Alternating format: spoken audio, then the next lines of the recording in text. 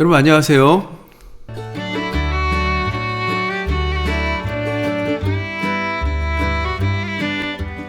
스티그 인사드리겠습니다. 오늘은 정말 부동산 초보를 위한 강의를 이제 다시 시작하겠습니다. 첫 번째가 용적률과 건폐율입니다. 이게 가장 아파트나 땅을 구입할 때 가장 기본되는 개념인데 용어 자체가 낯설다 보니까 잘 몰라요. 일단 용적이란 용기 안에 담을 수 있는 능력이 용적이에요. 건폐라는 건 건물이 덮는 거예요. 땅을 덮는 비율을 건폐율이라고 하는데 이렇게 말하면 어렵죠. 제가 구체적 예를 들어가면서 말씀을 드리겠습니다. 그러니까 그 용적률이라는 건 건물의 높이를 규제하는 거고, 그리고 그 건폐율은 넓이를 제한하는 겁니다. 그러니까 높이와 넓이를 제한하는 거예요. 왜냐하면 100평 땅에 내가 100평을 다 짓겠다 이렇게는 안 되는 거예요. 왜냐하면 도로도 내야 되고 또 녹지 공간도 확보돼야 되기 때문에 정부에서는 법으로 규제를 내려요. 그래서 내 땅에 내 마음대로 건축을 할 수가 없습니다. 그 규제가 바로 용적률과 건폐율이에요. 그러니까 땅 가진 지주 입장에서는 용적률과 건폐율이 높을수록 경제성이 있기 때문에 좋은 거죠. 근데 이게 땅 지목마다 다 정해놨어요. 우리나라 법은. 자, 여기 이제 그 그림을 보시면 요게 그 땅 100평이라고 한다면 땅 100평에 다 건물을 올렸어요. 그럼 이게 바닥 면적, 그 땅 면적 대비 바닥 면적이기 때문에 건폐율이 100이고 또 땅 100평 중에 50%만 졌어요. 그럼 이게 50이고, 그리고 요거를 2층으로 올려도 건폐율은 50밖에 안 되는 거죠. 이 1층에 바닥 면적만 하기 때문에. 또 이걸 4층으로 올리더라도 건폐율은 50입니다. 자, 그럼 이제 용적률하고 건폐율하고 같이 가기 때문에 다시 한번 건폐율을 먼저 알려드릴게요. 건폐할 때 이 폐자가 덮을 폐자예요.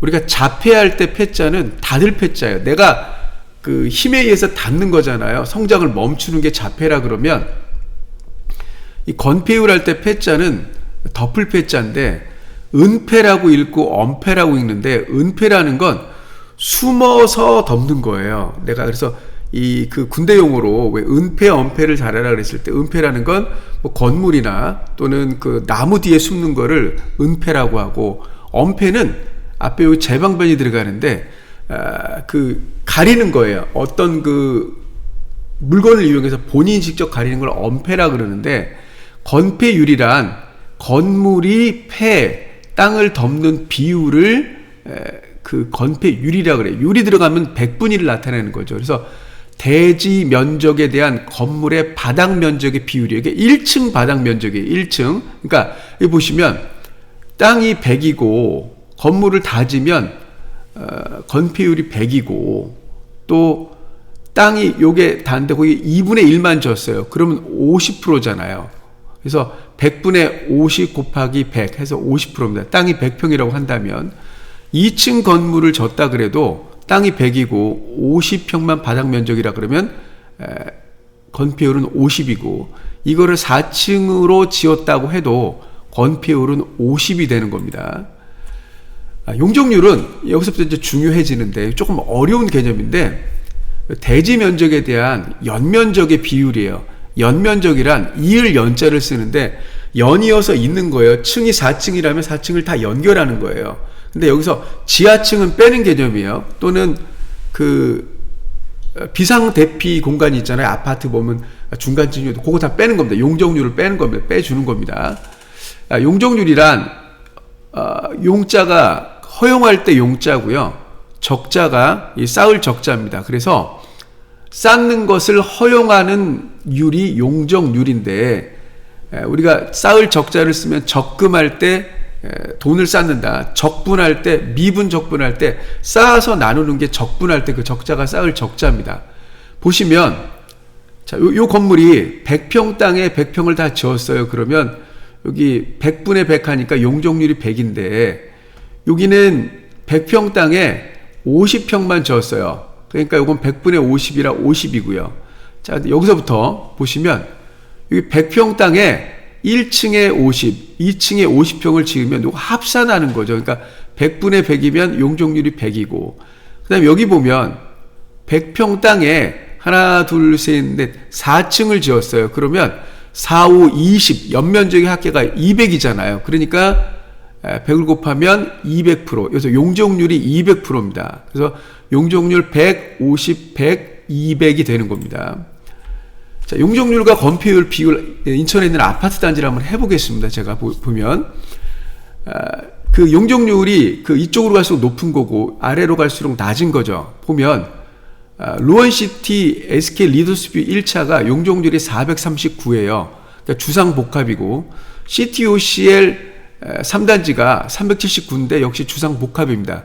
그러니까 똑같은 주상복합이라 그래도 루원시티 SK 리더스뷰 1차보다는 CTOCL 3단지가 용적률이 낮기 때문에, 고가 좀 낮기 때문에 또 건폐율도 낮기 때문에 공간 확보가 된다는 거죠. 따라서 또 쾌적하다고 말씀을 드리겠습니다.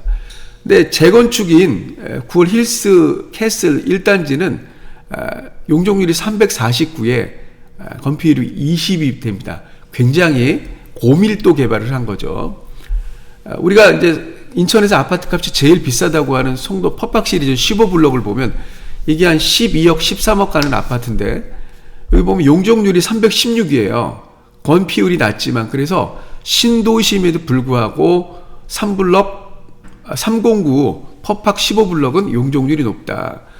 주거환경 개선지구인 용현자이 크레스트 같은 경우는 용적률이 260에 건폐율이 15고요. 힐스테이트 프리지오 주안이 용적률이 258에 건폐율이 15. 재개발입니다. 그래서 이게 주상복합이나 또는 재개발, 재건축, 그다음에 주거환경 개선은 이제 재개발이기 때문에 어쨌든 용적률이 높다. 이걸 감안하시면 되겠습니다.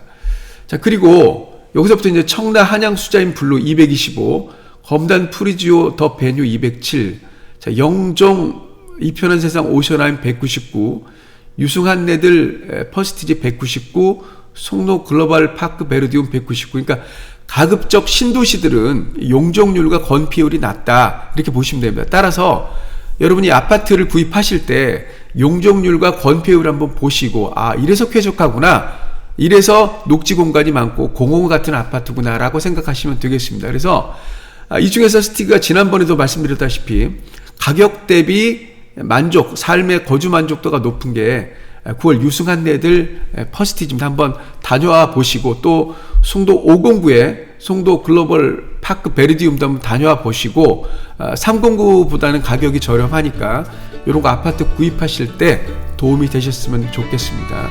자, 오늘은 용적률과 건폐율, 부동산 기초에 대해서 설명드렸습니다. 자, 다음 시간에 뵙겠습니다. 감사합니다.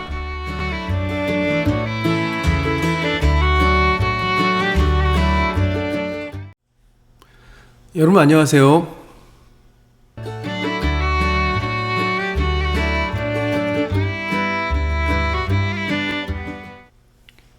스티그 인사드리겠습니다. 오늘은 스티그가 알려주는 그 부동산 초보를 위한 강의 두 번째 시간입니다. 지난 시간에 했던 거 복습을 해볼게요. 지난 시간에는 용적률과 건폐율에 대해서 알아봤습니다.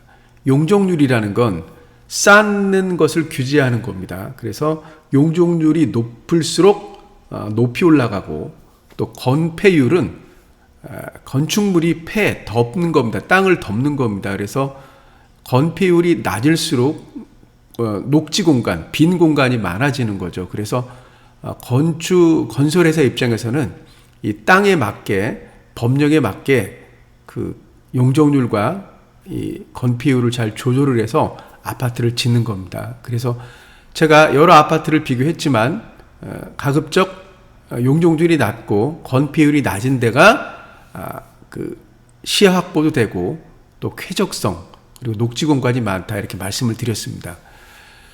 오늘은 두 번째 시간, 많은 분들이 좀 헷갈려 하시는 재개발과 재건축에 대해서 말씀을 드리겠습니다. 재자가 다시 재자입니다. 그래서 재개발, 재건축 이렇게 얘기를 하잖아요. 개발할 때 개발은 디벨롭먼트고 건축은 컨스트러덕션인데, 그러니까 다시 리디벨롭먼트와 리컨스트러덕션 한다는 얘기입니다. 그러니까 재개발이라는 건 말하자면 땅 전체를 범위를 넓히는 거예요. 디벨롭먼트이기 때문에. 재건축은 건축물에 한정합니다. 그러니까 좁을 수밖에 없다는 얘기입니다. 그 생각을 좀 하시면 되겠습니다. 자, 사진 두 장을 보여드리는데요. 왼쪽 사진에 보면 빌라가 촘촘하게 이렇게 되어 있습니다. 주차 공간도 없고요. 왠지 낡아 보입니다. 뭔가 부시고 다시 져야 될 것 같은 느낌이 들죠. 오른쪽도 마찬가지입니다. 오른쪽에 보면 주차 공간이 협소합니다. 정말 차 교행하기도 어려울 정도로 인도와 보도가 확보되지 않았기 때문에 걷기에 위험한 도로입니다. 이렇게 상하수도, 도로, 그 다음에 녹지 공간, 주차장 등이 부족한 이 전체를 놓고 개발하는 게 재개발입니다. 그래서 재개발은 범위가 좀 넓어요. 그래서 그 재개발 구역 안에는 아파트도 있고 빌라도 있고 뭐 상가도 있고 그 다음에 뭐 다세대 주택도 있고 그렇습니다. 그러니까 여기는 지금 부천에 있는 재개발 현장이 되겠습니다. 자, 이 사진을 보면 이제 재건축일까 재개발일까 이제 생각해 보면 여긴 도로가 이미 이렇게 나져 있어요. 그러니까 기반 시설은 양호한데 이 건축물이 오래된 거예요. 주차장도 나름대로 있습니다. 그래서 이 건축물만 부시고 다시 짓는 겁니다. 이걸 보고 재건축이라고 합니다. 그러니까 재개발과 재건축. 건축물만 한정되면 공동주택 등 이렇게 건축물만 한정되면 재건축, 리컨스트럭션.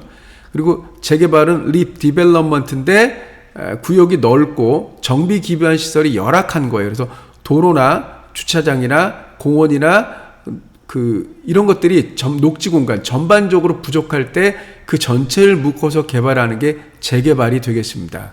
사진에서 보는 데는 여기는 하객동 장미 아파트입니다. 지금 안전진단을 통과했고 이제 조합 설립을 하고 그 뒤에 이제 뭐 사업 시행 계획인가 그 다음에 관리처분 이주 및 착공해서 준공까지 제가 보기에는 한 10여 년 정도 걸릴 것 같습니다.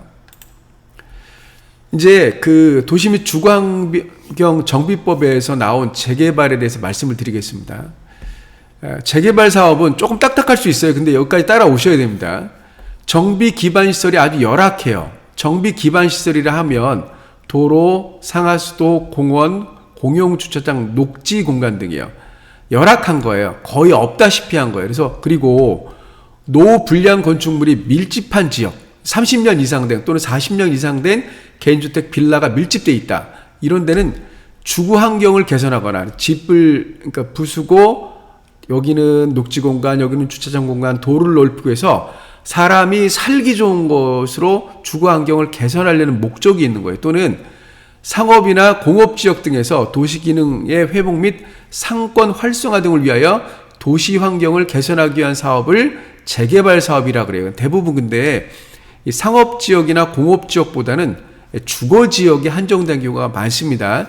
인천 같은 경우도 거의 주거지역입니다. 그래서 재개발하면 정비기반 시설이 열악해서 도로나 상하수도나 공원이나 공용주차장, 녹지공간들을 확보한 뒤에 아파트를 짓는다 이렇게 생각하시면 되겠습니다. 인천의 이제 재개발 추진단지인데요. 계양구 작전동의 작전 1구역이에요. 여기가 이제 착공을 했고 입주를 앞두고 있죠. 여기도. 그래서 힐스테이 자이 이렇게 바뀌는 거예요. 그 다음에 부평구 청천동의 청천 2구역이 착공을 해서 올해 10월 입주를 앞두고 있죠. 여기도 부평 그랑힐스가 되는 거예요. 이렇게 아파트로 바뀌는 겁니다. 그리고 간석동의 백운주택 1구역이 힐스테이트 인천시청역으로 바뀌고요. 또 주안동의 주안 1구역이 힐스테이트 푸르지오 주안이 되는 겁니다. 동구의 송림 3구역이 두산 위브 센트럴 지금 짓고 있습니다. 이렇게 기존의 재개발 추진단지들이 이제 이렇게 아파트로 바뀌면서 아파트만 짓는 게 아니라 공원도 내고요, 도로도 넓히고 학교 부지도 제공하고 이렇게 해서 살기 좋은 환경을 만드는 게 재개발이 되겠습니다. 자, 그 다음에 재건축은 컨스트러덕션이잖아요. 건축물을 짓는 거예요. 역시 도시 및 주거환경 정비법에 나와 있어요. 이걸 소위 도정법이라 그래요. 도정법. 정비 기반 시설은 양호한 거예요. 곧 도로나 상하수도나 공원이나 공용주차장, 녹지공간 등은 확보돼 있어요. 근데 이게 노불량 건축물에 해당하는 공동주택, 그러니까 아파트나 이제 빌라 이런 것들이 공동주택들이 다세대 주택, 그러니까 빌라를 다세대 주택이라고 하죠. 들이 30년, 40년 정도 됐어요. 그래서 물이 새고 그래서 이 붕괴될 위험이 있어요. 이랬을 때 다 부시고 다시 짓는 게 재건축입니다. 그러니까 일반적으로 재건축하면 아파트, 노후된 아파트를 부시고 다시 짓는다라고 생각하시면 되는데 예외적으로 단독주택도 포함이 가능합니다. 근데 단독주택 같은 경우는 이제 포함되는 자가 극히 드물고 거의 공동주택, 특히 아파트를 부시고 다시 짓는 경우가 재건축입니다. 정리하면 재개발은 아파트, 빌라, 개인주택, 뭐 다가구 이런 것들 묶어서 구역이 좀 넓게 하는 게 재개발이라 그러면 공동주택, 아파트 등 오래된 아파트를 부시고 다시 짓는 게 재건축이 되겠습니다. 그래서 인천의 대표적인 재건축 추진 단지가요. 동구 송현동의 송현 1, 2차인데 여기가 조합설 리빙가가 났습니다. 이게 아마 제가 알기로 호반 서밋이 들어오고요. 남강 로얄 아파트 있습니다. 거기 주안 1구역 힐스테이트 프루지오 맞은편에 여기가 사업 시행 계획인가가 났고 여기가 이제 SK가 들어오고요. 연수구 청학동 송도 영남 아파트 여기도 사업 시행 계획인가가 났습니다. 여기는 제가 알기로는 한신 더 휴가 들어오고요. 서구 가저동 가저 라이프 빌라 여기 단지였다가 제가 얼마 전에 영상 올렸던 가재울역 투루엘 에코시티가 이게 재건축이 되는 겁니다. 그리고 인천에서 가장 컸던 9월 주공 아파트 5층 저층 아파트를 부시고 다시 지었죠. 이게 힐스테이트 롯데 캐슬 골드가 되겠습니다. 그래서 이거 5,800세대였습니다. 자, 오늘은 제가 재개발과 재건축의 차이점에 대해서 말씀을 드렸습니다. 스티그 TV를 이렇게 계속 시청하시면 앞으로 제가 이 강의를 계속 연이어서 할 거거든요. 물론 이게 이제 나중에 이제 책으로 엮을 겁니다. 그래서 지금은 이렇게 제가 방송을 하지만 나중에는 이제 그 활자화돼서 나올 겁니다. 그래서 저는 어차피 교사이기 때문에 교사의 입장에서 제가 이해한 내용들을 학생들한테 가르치기 때문에 제가 이렇게 재건축과 재개발에 대해서 말씀을 드렸습니다. 이제 헷갈리지 마시고 저거 재건축이다 그러면 아파트 부시고 다시 짓는 거, 재개발 그러면 단독, 다가구, 뭐 다세대, 그 다음에 아파트 중에 이제 저층 아파트가 몇 개 있겠죠. 그래서 구역이 넓다 그러면 재개발, 재건축. 그래서 리디벨롭먼트 하면 재개발, 리컨스트럭션 하면 재건축이라고 알아두시면 되겠습니다. 여기까지 스티가 전해드렸습니다. 감사합니다.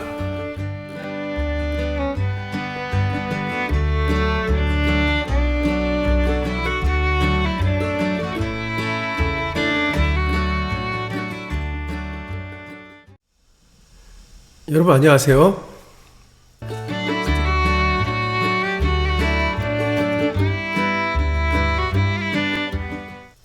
스티그 인사드리겠습니다. 고등학교 교사가 알려주는 부동산 초보를 위한 강의 세 번째 시간.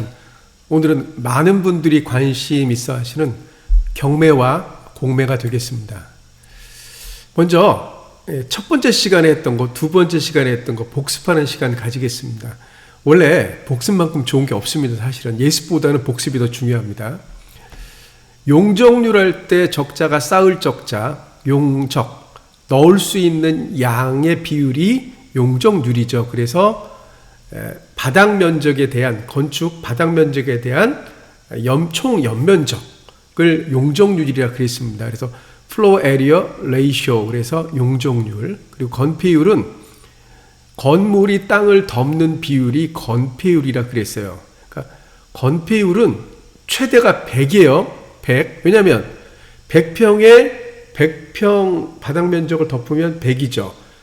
용적률은 계속 쌓을 수 있기 때문에 얼마든지 올라갑니다. 물론 이제 건축에 한계가 있겠죠. 그러니까 건폐율은 최상이 100이고 용적률은 올라갈 수 있다. 이렇게 얘기합니다. 그래서 건폐율은 빌딩 커버리지 레이시오 이렇게 얘기를 합니다. 자, 재개발과 재건축 말씀드렸는데요. 재개발할 때 요 재자가 다시 재자라 했습니다. 그래서 개발하면 땅 전체를 본다 그랬습니다. 그래서 기존에 가지고 있던 단독주택, 뭐 다세대 연립 아파트, 또 뭐 이런 것들을 다 도로까지 다 묶어서 도로 내고 그다음에 상하수도, 녹지 공간 이렇게 확보하는 게 재개발이라면, 리디벨롭먼트라면, 재건축은 건축물만 공동주택으로 대표되는 노후된 이 정비 기반 시설은 양호한데 이 아파트가 오래되었거나 금이 갔거나 안전진단에 문제가 있을 경우는 다시 짓는 거다. 이게 재건축이라고 그랬습니다. 그래서 리컨스트럭션 이렇게 얘기를 했습니다. 그래서 대표적인 재개발 단지가 주안 1구역, 미추홀구 주안 1구역의 힐스테이트 푸르지오고, 재건축은 역시 미추홀구의 남강 로얄 아파트, SK가 예정돼 있죠. 그래서 지난 시간에 살펴봤던 게 재개발, 재건축. 첫 번째 시간에는 용적률과 건폐율. 스티가 보기에는 용적률, 건폐율 개념이 더 중요합니다. 용적률이 높다, 고밀도 개발이다. 건폐율이 높다, 그러면 녹지 공간이 부족하다. 이렇게 생각하시면 됩니다. 자, 오늘은 공매와 공매입니다. 경매와 공매. 예. 경자가 다툴 경자예요. 다투어서 파는 거예요. 그래서 다투게 해서 물건을 파는 일을 경매라 그래요. 경매 붙인다 그러잖아요. 그래서 이 법원에서 하는 거고요. 경매는. 공매는 공공기관에서 파는 건데 한국자산권리공사에서 캠코라고 하는데 부산에 있습니다. 물건을 파는 일을 공매라고 합니다. 그 스티그님, 법원도 공공기관이잖아요. 예, 맞아요. 근데 좀 이따 상위 법이 다릅니다. 경매는 민사집행법이고 공매는 국세징수법이에요. 그래서 좀 달라지는 거예요. 공통점은 경쟁을 유도해서 판다는 겁니다.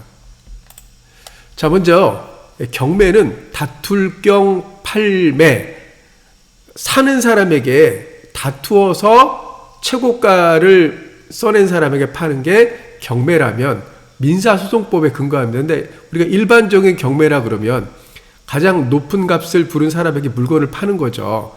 그래서 수산물이나 농산물 또는 자동차, 예술품 등을 경매를 많이 해요. 이때 이 경매가 말하는 광의의 경매고 협의의 경매는 법원 경매를 말하는 겁니다. 제가 말씀드리는 건. 그래서 개인이나 법인이 채무, 돈을 빌렸는데 대부분 이제 은행이 되겠죠. 또는 개인 간이 되겠지만 채무를 변제, 갚지 못했을 때 채권자, 돈 받을 사람이 요청을 받은 법원이 채권자가 담보로 잡은 부동산을 강제 매각하는 절차가 경매예요. 그러니까 법원에서 파는 겁니다. 그러니까 안전할 수 있죠. 법원이 중간에서 팔아서 그 남은 돈을 채권자에게 돌려주는 겁니다. 그러니까 채무자가 변제하지 못했을 때 채권자의 요청을 받은 법원이 채권자가 담보로 잡은 부동산을 강제 매각하는 절차를 우리는 경매라고 한다. 근데 동산 경매도 있습니다. 스티그도 가봤습니다. 가정집에서 뭐 딱지 붙었자 그러죠. 빨간 딱지, 압류 딱지. 그래서 컴퓨터, 냉장고, TV, 가구 뭐 이런 거 하는 거 직접 가서 제가 본 적이 있습니다. 이게 경매입니다. 우리가 흔히 말하는 게 법원 경매가 되는데요. 법원 경매 정보는 대법원 사이트가 있어요. 그래서 대법원 경매 정보 또는 법원 경매 정보 치면 이런 초기 화면이 뜹니다. 여기서 부동산이냐 동산이냐. 그래서 여기 보면 여기 법원을 얘기하지 말고 그냥 시군, 도시 또는 뭐 시까지만 해도 물건이 쫙 뜹니다. 그래서 입찰 가격, 그 감정 가격, 그다음에 유찰 횟수 이런 것까지 다 뜨니까 가장 기본이 법원 경매 정보고요. 조금 더 자세한 자료를 원하시는 분들은 이제 돈을 좀 유료로 내야 돼요. 뭐 굿옥션, 지지옥션, 뭐 태인 여러 가지 사이트가 있어요. 그런 사이트는 유료입니다. 그래서 많게는 뭐 전국으로 보면 1년에 한 100만 원 정도 내는 거고요. 그분들은 이제 전문적인 경매꾼이겠죠. 그분들은 이렇게 다 봐야 되니까. 또 뭐 서울지방, 인천지방법원이라 요건 보겠다 좀 저렴합니다. 6개월 단위, 한 달 단위 또는 하루 이렇게 결제할 수 있습니다. 거기는 이거보다는 굉장히 자세합니다. 여긴 정부, 법원에서 운영하는 거기 때문에 그렇게 친절하진 않습니다. 정보에 대해서. 자, 그 다음 이제 공매인데요. 공매라는 건 공공기관에서 파는 거를 공매라고 하는데 이제 국세징수법이고 그 공공기관이라게 한국자산관리공사입니다. 캠코라고 하죠. 자, 공매는 국세징수법에 의한 압류재산을 환가하거나 돈으로 바꾸거나 형사소송법에 있어서 압수물 중 보관하기 곤란한 물건을 매각하는 것으로 국가기관이 강제 권한을 가지고 행하는 매매를 공매라 그래요. 가령 경찰차가 쓰다가 이제 폐차를 해야 돼요. 그러면 그걸 공매를 붙이는 겁니다. 국가가 나서서 이렇게. 그리고 또 세금을 체납을 했어요. 우리가 국세 체납을. 그러면 제가 살고 있는 아파트에 압류를 해서 아파트를 환가를 해서 이제 국세를 가져가고 나머지 이제 돌려주는 거죠. 저한테. 이게 이제 국세징수법에서 하기 때문에 캠코에서 하는 겁니다. 한국자산관리공사. 한국자산관리 그 홈페이지를 우리는 온비드라 그래요. 그래서 이 온비드라는 그 사이트를 가면 부동산, 동산, 기타 자산, 정부 재산 공개 쭉 이렇게 있어요. 그래서 뭐 용도별로 검색할 수도 있고 지역별로 검색할 수도 있습니다. 이게 바로 캠코가 되겠습니다. 국세징수법. 자, 그러면 이제 궁금한 게 있어요. 경매와 공매가 동시에 진행되는 거예요. 그러니까 은행도 이제 채권자가 돼서 법원에 이제 요청을 하고 경매 요청, 또 국세도 이제 취납됐으니까 국세청이 압류를 걸어서 공매를 진행해요. 그러면 동시에 진행합니다. 근데 이게 보통 그 공매 진행 절차가 좀 빨라요. 그러니까 양 절차가 서로 독립적으로 진행돼요. 서로 별개입니다. 법이 다르기 때문에. 낙찰로 먼저 잔금을 내는 쪽이 소유권을 취득합니다. 그러니까 경매하는 사람도 꼭 이게 공매에 있는지를 봐야 돼요. 내가 낙찰자라고 좋아하는 순간 그게 이미 그 공매에서 낙찰돼서 잔금을 냈다 그러면 내가 낙찰받을 수 없는 거예요. 공매가 먼저입니다. 돈을 낸 사람이 먼저이기 때문에. 그래서 항상 양쪽을 같이 봐야 되는 겁니다. 그래서 입찰기일이 같다면 공매 쪽이 잔금 납부 지정일이 좀 빨라요. 경매보다는. 그래서 공매가 더 유리합니다. 이제 날짜가 비슷하게 간다 그러니까 양쪽을 잘 살펴야 됩니다. 자, 오늘은 경매와 공매에 대해 살펴봤어요. 경매는 민사소송법에 의해서 법원이 진행하는 거고, 또 공매는 국세징수법에 의해서 한국자산관리공사 캠코가 진행하는 거다. 그래서 다르다라고 얘기를 했습니다. 물론 제가 말씀드리는 것 이외에 더 많은 점에서 차이가 있어요, 사실은. 근데 이건 기초다답게 기초이니만큼 제가 아주 기본적인 부분, 경매가 뭔지 공매가 뭔지에 대해서 살펴봤습니다. 다음 시간에는 판상형 아파트와 타워형 아파트에 대해서 말씀을 드리겠습니다. 오늘 제 방송을 들으셔서 감사합니다. 감사합니다.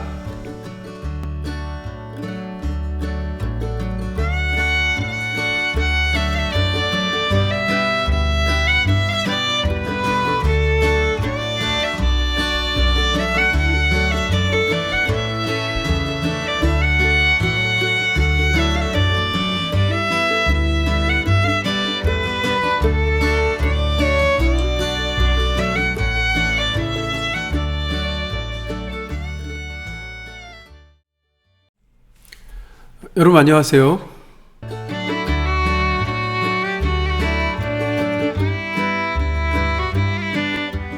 스티그 인사 드리겠습니다. 지난 시간까지 제가 3강을 했는데요. 첫 번째는 용적률과 건폐율에 대해서 했습니다. 용적률은 위로 올릴 수 있는 비율, 그리고 건폐율은 옆으로 늘어나는 비율이라 그랬죠. 용적률과 건폐율이 높일수록 사업성은 있지만 답답하다. 적용 공간이 줄어든다. 지상 공간이 줄어든다. 제가 말씀을 드렸고요. 자, 두 번째는 재개발과 재건축이었습니다. 재개발은 말 그대로 개발, 디벨롭먼트이기 때문에 범위가 넓다. 그 안에는 단독주택, 그 다음에 빌라, 다가구, 상가 다 있다. 그래서 재개발은 범위가 넓고 재건축은 공동주택에 한해서 개발하는 거다. 그래서 도로나 하수도나 이런 공간 그런 것들이 있지만 아파트를 허물고 다시 짓는 것이 재건축이다. 물론 개인주택도 있습니다. 그리고 제가 경매와 공매에 대해서 말씀을 드렸습니다. 경매는 민사소송법에 근거하는 거고요. 또 공매는 국세징수법에 근거합니다. 그래서 다른 법률이기 때문에 동시에 진행 가능하다. 이렇게 말씀을 드렸습니다. 오늘은 예고해 드린 대로 판상형과 타워형이 되겠습니다. 먼저 판상형 할 때 이 판자는 널빤지 판자예요. 그리고 상이 모양 상타인데 널빤지 모형을 판상이라 그래요. 그래서 우리가 이제 그 침식을 일으키는 이런 그 지형을 주상절리라고 하죠. 자, 이제 무등산에 가서도 이제 서석대라는 그 주상절리를 받고 관동별곡에서도 총석적이라는데 이게 주상절리가 있습니다. 그래서 수직으로 그 튀어오르는 게 이제 주상, 기둥주자죠. 반면에 판상이라는 건 널빤지 모양에서 이렇게 판을 쌓는 겁니다. 요 모양 그대로 한 아파트가 판상형 아파트입니다. 그래서 지금 여기 보이는 게 그 인천 미추홀구 용현 5동에 있는 금호 대림 한양 아파트인데, 물론 여기 동양도 있지만 거의가 남향이고 일자형 배치입니다. 성냥갑 모양이죠. 그래서 이 90에서 91년 건축했습니다. 이때는 이게 가장 앞서가는 기술이었죠. 지금 이게 32년에서 33년을 경과했는데 재건축 움직임이 있습니다. 판상형 또 다른 아파트인데요. 이게 이제 한보 음마 아파트입니다. 이게 79년에 건축했으니까 40년이 넘었고요. 총 4,424세대입니다. 이게 대표적인 판상형 아파트입니다. 전부 이렇게 일자형이 되겠죠. 반면에 이제 타워형이라고 하는데 본래 이름은 탑상형입니다. 탑상할 때 탑에서 타워가 온 겁니다. 그 탑을 쌓는 모양이다. 그래서 탑을 이렇게 쌓잖아요. 이렇게 탑이 우리가 다보탑이나 석가탑을 보면 옆으로 퍼지는 게 아니라 위로 올라가잖아요. 그래서 초고층 건물과 같이 위로 높이 올라가는 아파트를 우리가 타워형이라고 하는데, 몇 세대를 묶어서 이렇게 Y자형 또는 미음자, 이응자형 등의 타워 형태로 짓습니다. 여기 보면 이게 그 도곡동 타워 팰리스입니다. 미음자형, 그리고 뭐 거의 이렇게 이응자형, 이런 아파트를 지을 수 있잖아요. 이런 것들이 다 타워형 아파트가 되겠습니다. 그래서 아파트는 크게 나누면 판상형과 탑상형이 있다, 이렇게 말씀드릴 수가 있습니다. 요새는 이게 그 연수구 송도동에 더샵 퍼스트파크 15블록인데요. 요거 Y자 형태니까 요거가 그 타워형이고요. 요것도 타워형이지만 요게 판상형이 끼어 들어가 있습니다. 한 단지에서 이렇게 판상형과 타워형이 복합 형식으로 짓게 됩니다. 요새는 딱 부러지게 뭐 타워형만 있다 또는 판상형만 있다 이렇게 얘기 안 하고, 일반 아파트의 경우, 물론 이제 주상복합은 다릅니다. 일반 아파트 경우는 판상형과 타워형이 혼재하는 구조입니다. 자, 그럼 왜 이렇게 짓느냐? 결국은 세대수를 늘리는 겁니다. 이게 만약에 일자형으로 지면 하나, 둘, 셋, 세 개밖에 못 짓거든요. 세 동밖에. 근데 이거를 그 탑상형, 타워형하고 판상형을 고루 배치했기 때문에 5동을 지을 수 있고 조망권도 확보가 되는 겁니다. 그래서 건설사에서는 이렇게 타워형과 그리고 그 판상형을 같이 혼합해서 짓고 있습니다. 이제 판상형 아파트의 장단점을 볼게요. 요게 이제 주한 파크 자이 플래티넘의 84와 59 B타입인데 4베이 구조를 설계하기가 쉽습니다. 이렇게 타워형 일자형으로 빼면 판상형은, 그래서 거실과 방이 그 전면을 보고 있는 게 그 4베이입니다. 그래서 하나, 둘, 셋, 넷이 있죠. 요건 알파룸이 되겠습니다. 그래서 이제 맞동풍이 유리합니다. 이렇게 여기 거실 창하고 주방 창이 이어지기 때문에 맞동풍이 유리하고 또 채광에도 유리해요. 특히 남향을 지을 수 있기 때문에 설계가 단순해서 비용이 절감됩니다. 그 이유 중에 하나가 이제 그 하익동에 시티호실 1단지하고 3단지가 있는데 1단지는 그 판상형이고 대부분, 그리고 3단지는 이제 그 타워형인데 요것도 관계가 있습니다. 공간 활용이 효율적이에요. 서비스 면적이 상당히 많습니다. 그래서 알파룸, 뭐 드레스룸 공간이 이렇게 나오는 거고요. 반면에 이제 일자형으로 이렇게 짓다 보니까 이렇게 겹치잖아요. 그래서 저층부는 일조권 또는 조방권 등이 침해될 수 있어요. 그리고 천편일률적인 외관이에요. 일자형이기 때문에 보기가 아파트구나 라고 인식할 수 있는 거죠. 반면에 이제 타워형 아파트의 장단점인데요. 타워형 아파트는 조망권, 일조권 등이 확보 가능해요. 그러니까 여기 보시면 거실은 이쪽을 보고, 예를 들어 이게 남향이라 그러면 이쪽은 동양입니다. 그러니까 다 이쪽에 동양에 가릴 것이 없다 그러면 동양도 조망이 확보되고 또 거실과 침실 1도 조망이 확보되기 때문에 이게 우수한 구조라고 볼 수 있죠. 이 조망에 있어서는. 또 미관이 아름다워요. 그래서 이게 아파트인지 아니면 상가인지 굉장히 아름답습니다. 외관을 멋있게 할 수 있습니다. 그리고 적은 토지에 많은 세대수가 가능해요. 그래서 그 건설사에서는 경쟁적으로 이 타워형을 짓는 겁니다. 설계가 어려워 분양가가 좀 비싼 편입니다. 단점은 또 공간 활용이 비효율적이에요. 그러니까 공유 면적이 늘어나는 거예요. 그러니까 이 계단이나 이 복도 공간이 많이 잡아먹기 때문에 아무래도 공간 활용이 좀 좁습니다. 그 판상형에 비하면. 다음 시간에는 부동산 세금에 대해서 좀 알아보도록 하겠습니다. 어쨌든 오늘은 판상형과 타워형 아파트 또는 평면에 대해서 알아봤는데요.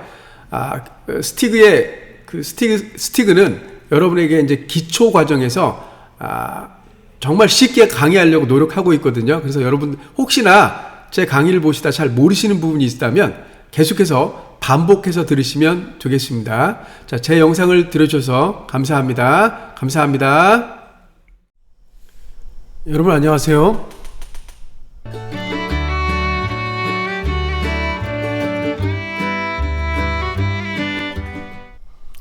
스티그 인사드리겠습니다. 저는 교사인가 봅니다. 왜냐하면 제가 강의할 때가 가장 이렇게 기쁜 것 같아요. 뭔가 이렇게 제가 가진 거를 나눠드릴 때가 가장 행복하다고 느낍니다. 자, 오늘은 고등학교 교사가 알려주는 부동산 초보를 위한 강의 5번째 부동산 세금입니다. 지난 시간까지 했던 거 4강을 한번 요약해 보겠습니다. 자, 1강에서는 용적률과 건폐율을 말씀드렸습니다. 용적률은 높이를 규제하는 거고 건폐율은 넓이를 규제하는 겁니다. 그러니까 아파트를 고르실 때 용적률이 낮고 건폐율이 낮다면 쾌적하고 지상 공간을 많이 이용할 수 있고 이 높이가 낮다는 겁니다. 자, 두 번째는 재개발과 재건축이었습니다.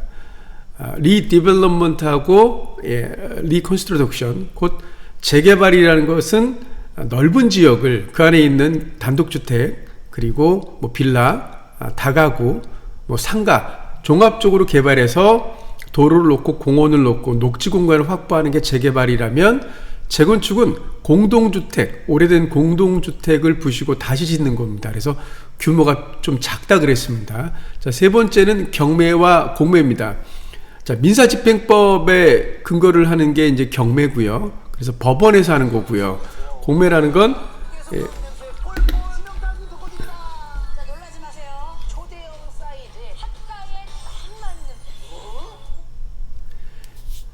공매라는 건 국세징수법에 의해서 세금을 체납했을 때 내는 게 바로 공매입니다.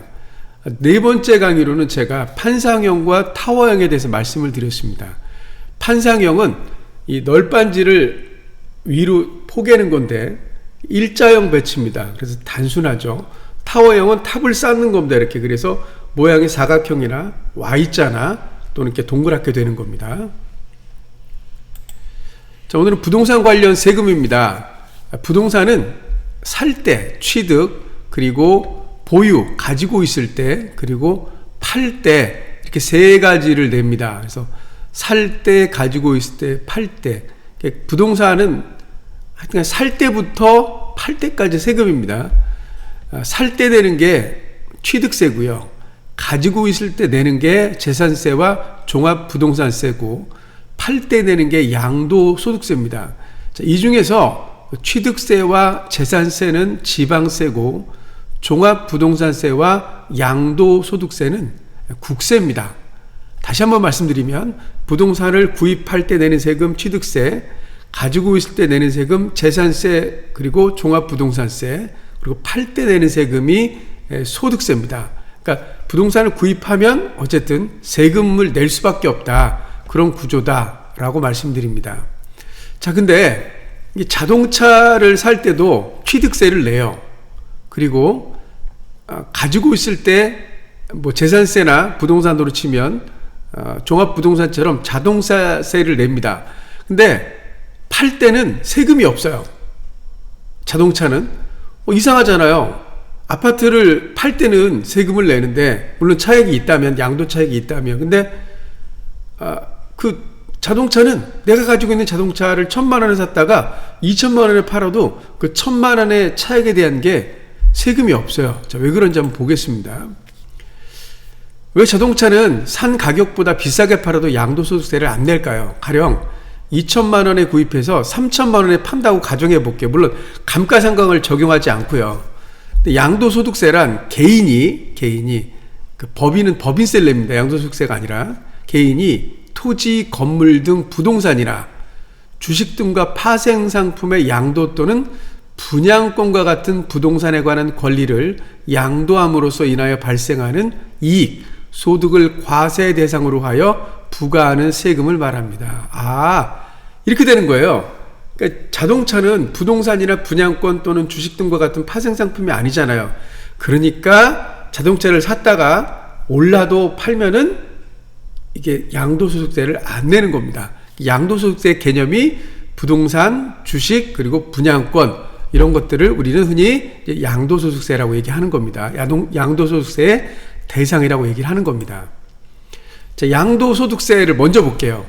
팔 때 내는 세금인데 세율이 무려 45%예요. 그러니까 여러분이 부동산을 구입할 때부터 신경을 써야 될 게 세율이 가장 높은 45%, 물론 이제 과표에 따라 다르지만 1,400만 원 이하는 6%, 15%, 24%, 35%, 38%, 뭐 40%, 42%, 45% 이렇게 얘기하는데 가장 높은 게 645, 그래서 6%에서 45%입니다. 그래서 양도소득세를 가장 신경을 많이 써야 됩니다. 이거는 보유기간 그리고 주택수에 따라 달라집니다. 그거는 이제 나중에 제가 조금 업그레이드 강의할 때 그때 말씀을 드리겠습니다. 오늘은 초보 강의라 제가 아주 쉽게 말씀을 드리겠습니다. 자, 그럼 재산세는 별 그렇게 많이 안 내요. 그래서 6천, 이게 과세 표준의 1000분의 40이니까 인천 같은 경우는 한 3억 정도 아파트면 연 한 60 정도 냅니다. 그러니까 그렇게 많이 안 됩니다. 송도 같은 경우 10억이 넘어가더라도 한 150 정도 냅니다. 연. 그러니까 그렇게 부담은 안 됩니다. 종합부동산세도 과세 표준이 워낙 높기 때문에 그렇게 많이 안 됩니다. 그러니까 이 보유할 때 내는 세금이 우리나라는 조금 좀 적습니다. 그래서 재산세나 종합부동산세는 약해요. 그 다음에 이제 취득할세 되는 세금이 그나마 조금 부담이 되는데 이제 취득세율입니다. 취득세. 살 때 내는 세금인데 1주택 또는 일시적 2주택 이사를 위해서 요때는 1에서 3%, 2주택은 8%, 조정 대상 지역이죠. 그리고 3주택 이상은 12%입니다.